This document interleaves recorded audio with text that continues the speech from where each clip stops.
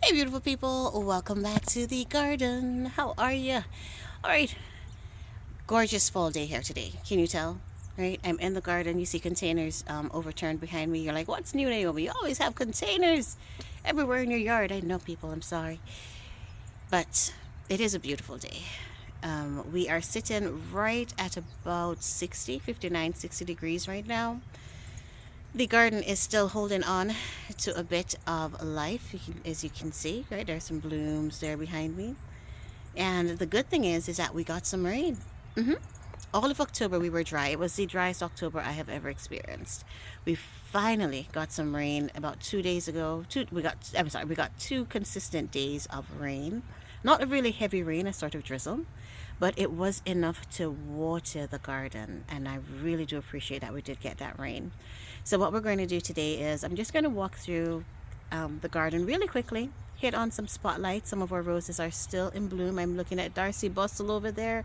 Darcy Bustle, she's doing her thing. I think we got some blooms on Lady of Shalott.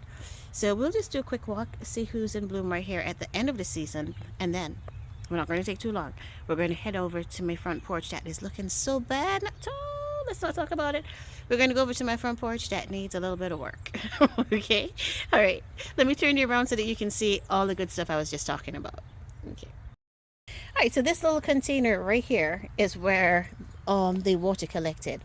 Right? You can see that it is filled to the brim and running over. Right? This shows you how much rain we actually got.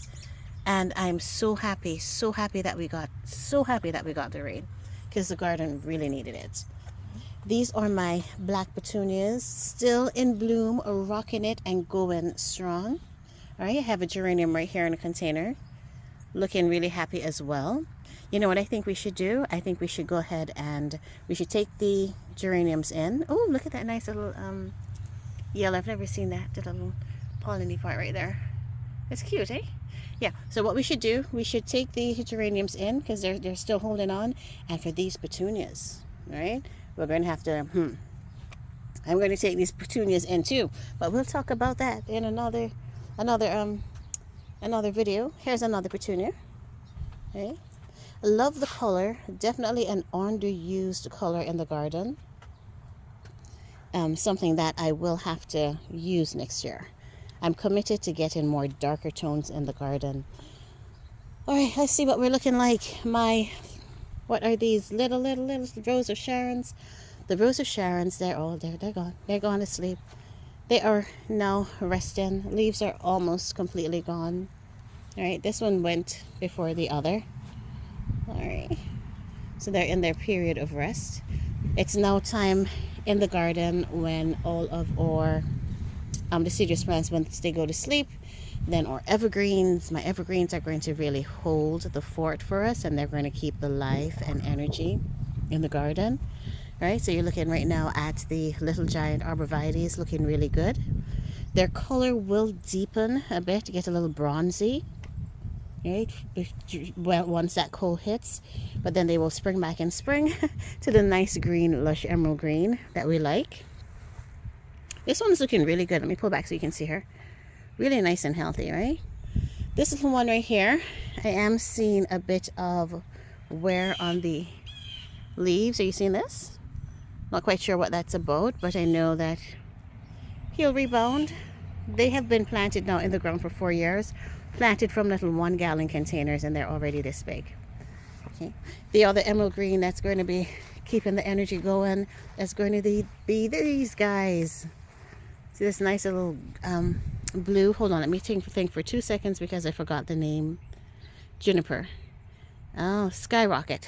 Okay, these are the skyrocket junipers. All right, so they're going to keep us anchored. Gorgeous. There's one hiding behind this Rose of Sharon, if you can see him right here. And there are 2 identical plantains on the opposite side of the patio. And then, of course, just turn you around just a bit. We have the edges lined, the borders lined with the emerald green arborvitaes. All right, and that should be enough to keep us going, for the winter months. It was very important for me when I started the garden to start with, or foundation, the bones of the garden. And be it a 4-season garden, I know I didn't want to just look at dry stems all winter, so it was important for me to have the evergreen interest that we have right now. Oh, this little bee is cold, poor thing. Look at him. He is cold and cuddled in on that flower. He's not moving. Right, we've got a few blooms left in the garden. This is Cardin Mill. Her blooms are getting bigger and bigger as she ages, so I'm thinking next year we should see really nice blooms from her, at least this size blooms. She was planted I think this was her second year. This is her second year in the garden. So next year, hopefully, she will be giving us some real serious love. The the incredible hydrangeas did not, I don't know, they didn't settle in very well into the space, as you can see, right? I am so tempted to rethink doing something in this spot, but I want to give them one more season. I want to give them one more season to get going, see what they do next year, and then if they really don't own the space next year, if they don't start putting on some growth, then we'll go ahead and rethink it, put something else in. Darcy, with those little scattered blooms everywhere. Look at all the cleanup we have to do, people. Oh boy, lots of cleanup to do. This is an extremely pink bloom from Estacia Vi. Oops, sorry, Mama. Okay. Looking really good. And Salis Marner has also given us some late season blooms. Surprised about that. Let me show you.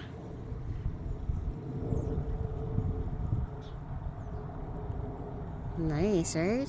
Oh, wow. She actually has some to open. There's another. And then, look at these buds right here. Potential flowers. Okay. The black diamond crepe myrtles are actually holding out this year. Normally they are the first to drop their leaves and do the whole dormant swing. But they are still leafed up. Still looking good. Okay. Ooh, someone down here also has blooms. That is going to be Lady of Shallots. Let me take you to her. Oh, I thought Lady of Shalott was finished for the season. I was obviously wrong. Look at her. Giving us some nice blooms. Her color gets so rich at the end of the season. And again, with this particular plant, if it's 2 or 3 flowers is open, gorgeous. She just pulls your attention. That this color has that certain energy to it, you know, captures the eye. All right. Okay. Oh, look at this. Remember our planting of the hydrangeas. These are the babies. Still growing. Okay. Not seeing a lot of wilted leaves, which is good. Let me show you one of the I'm sorry, I do apologize. Let me show you one of the bigger plants here. Look. So hopefully they are settling in and pushing those roots down. All right, getting ready to be all set to go through the winter here. But absolutely beautiful plant that I think I'm going to enjoy in the space. All right, let me turn. So this is what our garden is looking like right here. Ooh, first week or so in November 7th. Oh wow. James L. Austin has buds. Wow. James wants to flower. Let me show you him real quick. I like that he seems to be a very upright grower. Look at all of these potential blooms. Look at this. I have not deadheaded this gentleman in several weeks, over a month, and he is still pushing out new flowers. Look at that. James. Yeah.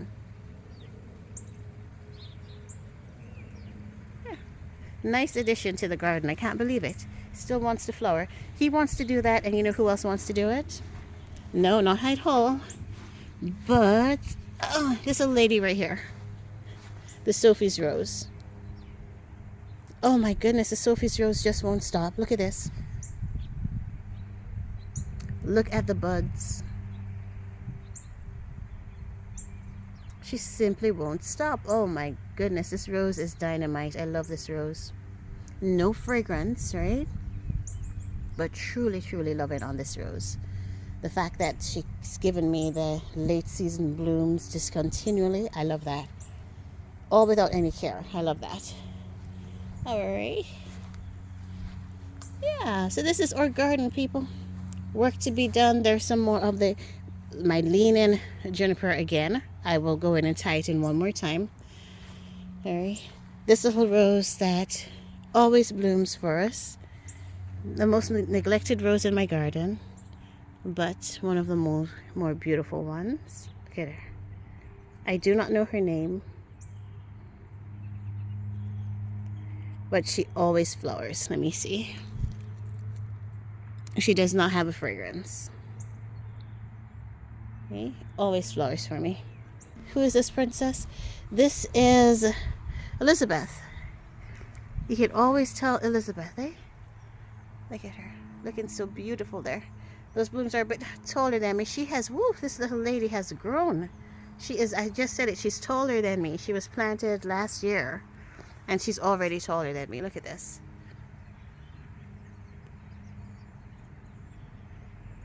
Beautiful.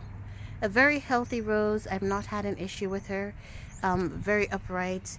Not much of a problem with black spot or powdery mildew. None of that jazz, right? Of course, at the end of the season, we are seeing a bit, but it never plagued her throughout the season. The only issue that I do have one, is that her canes are so tall, they keep flopping over. Do you see this? They keep falling over. So I have to come in and just keep staking those canes, all right, to keep them out of the path of the lawnmower and to keep those blooms safe, right? Okay.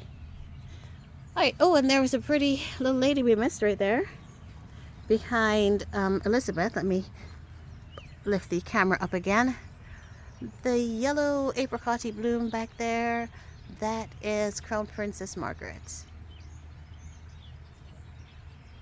That is beautiful. It's nice that they're coming together like that. These are the purple daisies. Still going strong. I like these purple daisies, and I'm trying my hands at propagating them. Alright. And here are, ooh, this is a rose that we transplanted from a container. This is Blue Girl. I expected her to have a lot of wilting. I do apologize, excuse me. A lot of wilting with the transplant that we did. But no, she's fine. She did not wilt. She lost a few leaves, and I think that's because I was overwatering her, right? But let me pull back. But she has held up really well to that transplant. So I'm hoping that she is rooting down there and that she's happy there, and that we will see her again next spring. All right. And here are a few blooms left on Thomas A. Beckett. I don't think I showed you him much this season. He's newly planted this season. Look at him. He's still giving us some blooms. I'm really waiting for Thomas to grow up because I really want to enjoy him. All right, let's get out of the garden. All right, this is a look from the side. Looking good, right? See, we have little speckles of color going on. Lots of little energy on that side. All right. Grass is growing in. My husband had overseeded, so we have some baby grasslands coming up. All right. Let me just look at the roses on the outside here. The roses on the outside.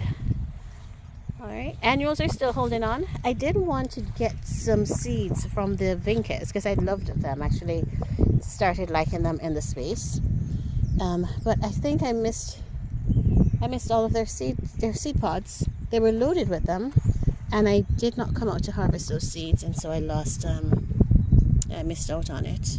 Oh, here's some. Look, here's a seed pod right here. You see that? I'm going to see if I can harvest some of those, dry those seeds, and then resow them, start them indoors, and then bring some plants out next year. It's like a natural progression of gardening. Ooh, it's cold. Right? The white rose that you're seeing is, oh my goodness, I forgot her name. Give me 2 seconds. Let's just stand and look at her until I remember her name. Shirley's bouquet. This is the Shirley's bouquet that we planted. Shirley's blooms are getting so much larger, so much more beautiful. I'm so happy with this rose. Look at this. Not opened yet. I wish you could see how large the bud is, how large the bloom is going to be, which means when she's more mature and settled in next year, oh my goodness, we're going to be treated to some beautiful stuff. Again, more buds, right? The weather is tempting my babies to keep growing. Okay. Let's see who is here. Who is this? The yellow rose, Charles Darwin. The pink rose is Eden. And of course, are always performing Enchanted Peace. Oops. Sorry for the glare. It's Enchanted Peace right there. And then just 1 or 2 blooms on Gabriel Oak.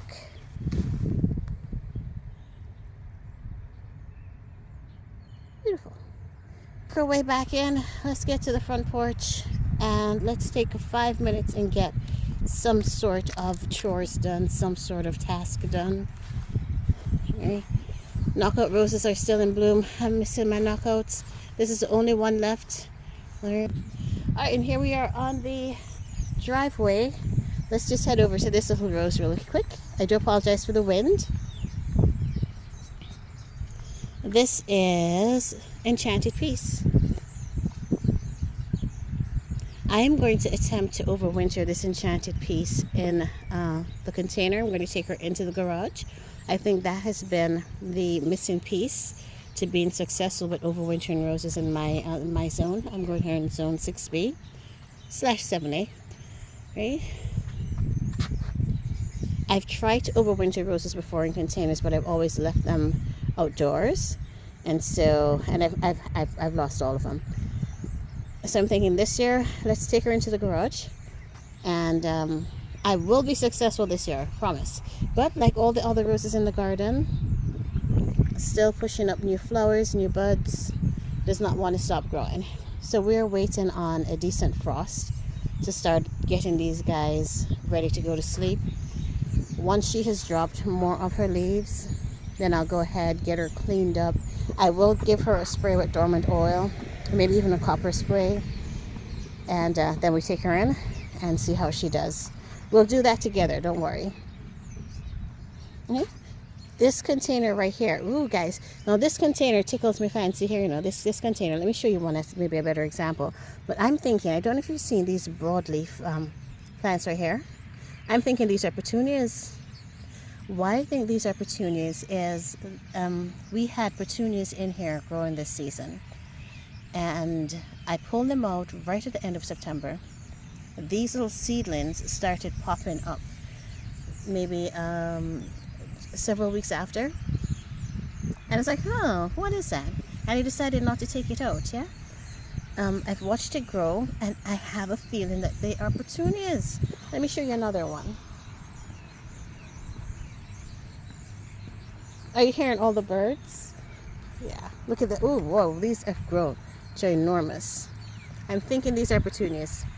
So what I'm going to do is I'm going to take these out. We are going to pot them. Well, I'm going to pot them up in my little cups and see if I can take them indoors and overwinter them that way. And we'll see if we get petunia blooms. I know, I mean, worst case scenario, I'm wrong and it's not petunias, it's some sort of weed. If it is, then hey, I got weeds in my garden, I might as well be growing weeds indoors, right? Stop it.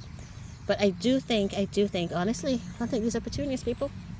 And then this little bed, this petunia, these are the ones that we had under the, I forgot, by the little hardy hydrangeas under the dapple willow. I had pulled them out of the ground and decided to stick to what roots were left in this container. And they've grown. To my surprise, they have bounced back and they're growing. So I'll also attempt to take these guys indoors. What do you think? Yep, loving it. Okay, This is also something that we're going to overwinter indoors as well. This is our lower pedalum. Loving them. Let me pull back so you can see the lower pedalum. Nice purple interest. Just gorgeous, right? Absolutely gorgeous. I'm going to be taking her in and out of the garage. Right? I'll double check the hardness zones and I'll let you know. But I think the lowest temperatures that she'll tolerate is right at about 30 degrees. So when I know I'm going to dip below that 30, I'll pull her indoors. Okay, this is a bloom-struck hydrangea, and this bloom-struck has mis-struck. Listen, look, a new bloom. Seriously, people, at this time of the year, this plant just wants to continue to do her blooming thing all on her own, right? I'm not experienced. I don't have much of an experience with hydrangeas. With gardening, full stop, right? I've just started 3 years ago, learning a lot. Started with roses, then started playing with hydrangeas, panicles. Now playing with the mop heads. And let me tell you, this is the first time I have the endless summer hydrangeas that bloom for me once, and that was it. This bloom-struck, right, just won't stop, and she keeps blooming all on her own. These faded blooms, they have been there since September, and I refuse to cut them off because I like the interest that they have. Although faded, they're not faded to the point where I'd say, oh, that doesn't look cute, and I'll cut it off, you know. It's faded, but it just got more pastel-y pink, and I love it. I love it. I love this plant. So I would like to put her in the ground. I don't know if I might be a little bit too late to do that, because she is hardy. Let me see. I think her hardiness zones are 4. She's hardy through zones 4 through 9. So she might be able to make it in the container here with me, right? But I'm thinking the ground will be an awesome spot for her. Awesome spot. Never mind the leaves and stuff. End of season, it happens. Okay. But yeah, this is the garden, looking really good. Loving on it. Loving on the birds. The front porch looks really nice in terms of the plants, and Fire Chief arborvitae, really huge and gorgeous. They will take on their orangey color as the temperature dips. Okay. Or Coleus is getting ready to be retired because of all of the cold. We'll go ahead and we'll cut these back. Okay. And we have some plants back there that did not make it because of watering issues, so that's all my fault. We'll go ahead and we'll take those out, clear the front porch off, and see if we can get it ready for Christmas, right? I do 2 seasons, people, on my front porch. I do summer and I do Christmas, and that's it. Love it. All right, we're on the other side. The rose walk is also quiet but beautiful. Desdemona, all done for the season. I did lose an arborvitae right there. These emerald greens look a little bit stressed. I don't think they're enjoying their lives here. I'm hoping that they will survive, however. All right. Turning around here, this is the poet's wife. Still in bloom. Right. Refuses to stop. I think, do you know, on the Rose Island where I just showed you James L. Austin and the Sophie's Rose, I'm thinking I would like to keep that as a continually blooming section of the garden. So I need to get another poet's wife to add to that spot, because we have those 2 really almost similar colors in terms of Sophie and James. The yellow pop in the middle of the poet's wife, I think, will be really dynamic and will bring a lot of energy and attention to the space. And because we know that she blooms all season, perfect, right? I think we might take Hyde Hall out because he has not given me any love yet, but we will wait and we will see what he does. Let me show you this poet's wife right here. Okay. All right, this one I'm thinking is not well. This poet's wife has some take a look at it and tell me what you think.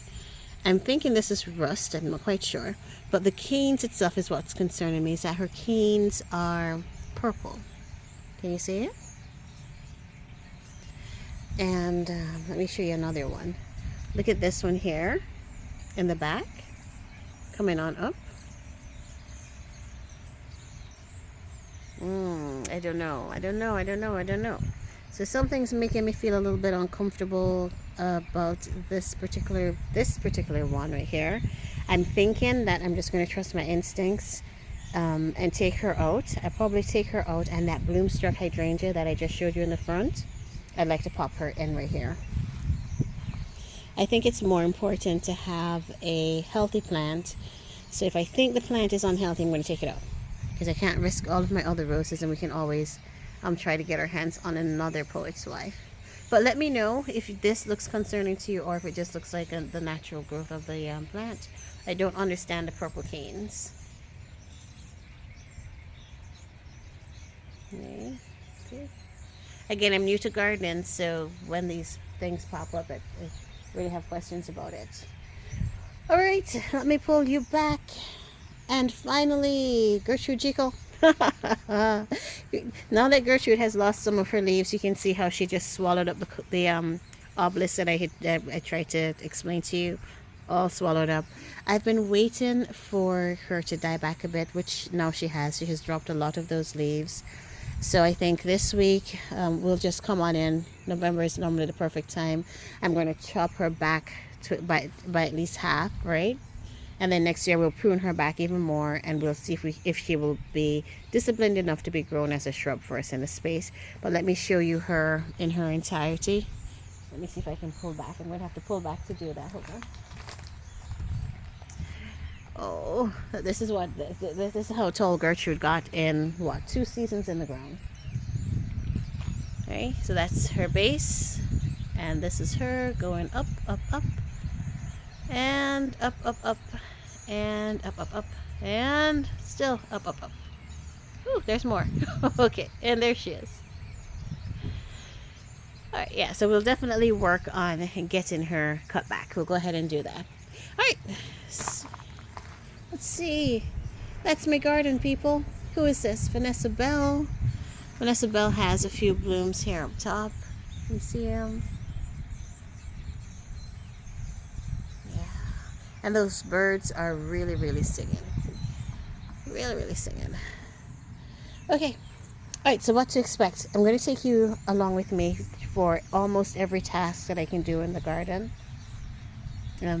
I am waiting for these roses, as mentioned, to go a bit dormant, to drop their leaves. Look at Olivia Rose Austin, right? I need them to do a bit of a leaf drop for me so that I can come in and want to spray them with the dormant oil. Okay, set them in. I'm thinking I'd like to spray, hopefully they would have dropped some leaves by Thanksgiving.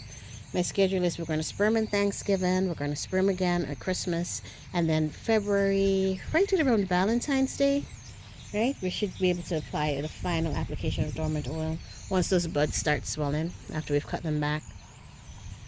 So hopefully I won't have as much insect pressure as I normally have at the beginning of the season. Right. All right. So this is the garden, people. This is my garden. It was a pleasure walking with you through it, as always. I'm actually going to get to work. We're going to get to work on the front porch, just by clearing it off, getting rid of that coleus. I want to uppot those petunias, and that we are going to do in the other video, which I'll have posted here, hopefully a couple days after this one. All right. Okay, thank you so much for having joined me for yet another beautiful day in the garden. As always, you know that you are awesome. Thanks for watching again, and I will see you in the next video.